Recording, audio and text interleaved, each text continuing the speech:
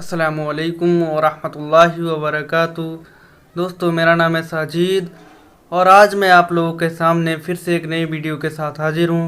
दोस्तों, आज मैं आपको बताऊंगा नॉरमैक्सिन टैबलेट के बारे में कि नॉरमैक्सिन टैबलेट के यूजेस, डोज, इसके साइड इफ़ेक्ट, इसके बेनिफिट और क्यों डॉक्टर इसे ज़्यादा रिकमेंड करते हैं और इसके सब्स्टिट्यूट्स क्या क्या हैं। ये सारी जानकारी मैं आपको इस वीडियो में बताऊंगा, तो आपसे गुजारिश है कि वीडियो में अंत तक बने रहें। तो दोस्तों, नॉरमैक्सिन टैबलेट का मुख्य रूप से यूज़ आईबीएस में किया जाता है।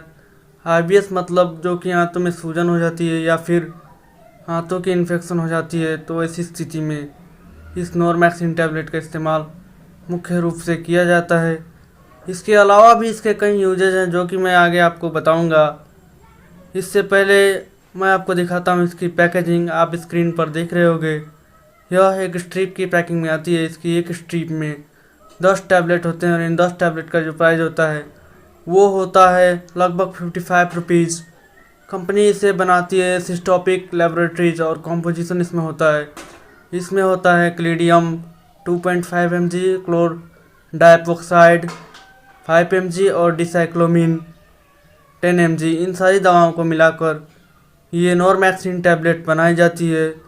तो दोस्तों, चलिए जान लेते हैं कि ये और कौन कौन सी बीमारियों में इस्तेमाल होता है। तो दोस्तों, जैसा कि मैंने आपको पहले ही बताया है कि यह आईबीएस में मुख्य रूप से इस्तेमाल की जाती है।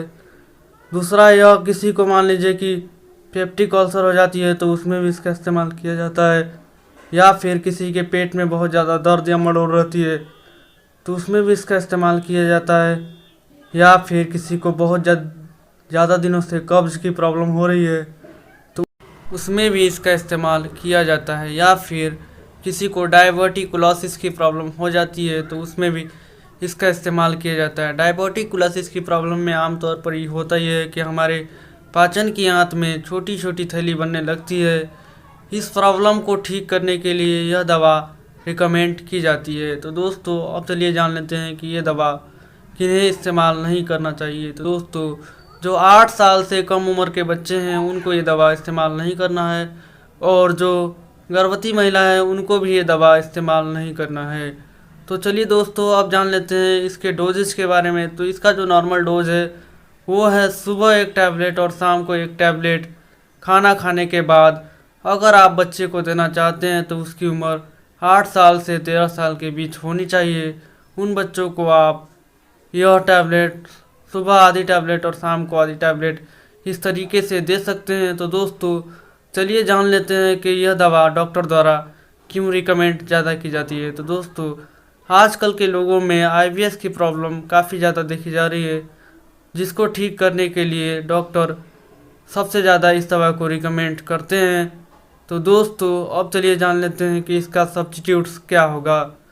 तो दोस्तों, अगर ये दवा आपको मार्केट में ना मिले तो आप इसके जगह पर सिविस टैबलेट ले सकते हैं, जिसकी इमेज आप स्क्रीन पर देख रहे हैं, या फिर गुड फ्लेक्स डी टैबलेट भी आप ले सकते हैं, उसकी भी इमेज आप स्क्रीन पर देख रहे हैं। इन दोनों दवाओं में से कोई भी दवा आप ले सकते हैं। तो चलिए दोस्तों, अब जान लेते हैं कि इन दवा को लेने से क्या साइड इफ़ेक्ट होगा। तो दोस्तों, इसके वही नॉर्मल साइड इफ़ेक्ट हैं, जैसे ये दवा खाने के बाद आपको उल्टी होने लगे, या फिर दस्त लगने लगे, या फिर शरीर में खुजली होने लगे, तो आप समझ जाइए कि ये दवा आपको सूट नहीं कर रही है। और जब ये दवा आपको सूट ना करे तो फ़ौरन से इस दवा को बंद कर दें और अपनी नज़दीकी मेडिकल स्टोर से संपर्क करें। इसके अलावा यदि आप मुझे इंस्टाग्राम पर फॉलो करना चाहते हैं तो इंस्टाग्राम आईडी का लिंक डिस्क्रिप्शन में मौजूद है, वहां से आप मुझे फॉलो कर सवाल पूछ सकते हैं, या फिर वीडियो के ख़त्म होने के बाद कमेंट बॉक्स में भी सवाल पूछ सकते हैं। हो सकता है जवाब देने में थोड़ी देरी हो, लेकिन जवाब मैं ज़रूर दूंगा। तो दोस्तों, आज के लिए इतना ही। मिलते हैं अगली वीडियो में, तब तक के लिए खुदा हाफिज़।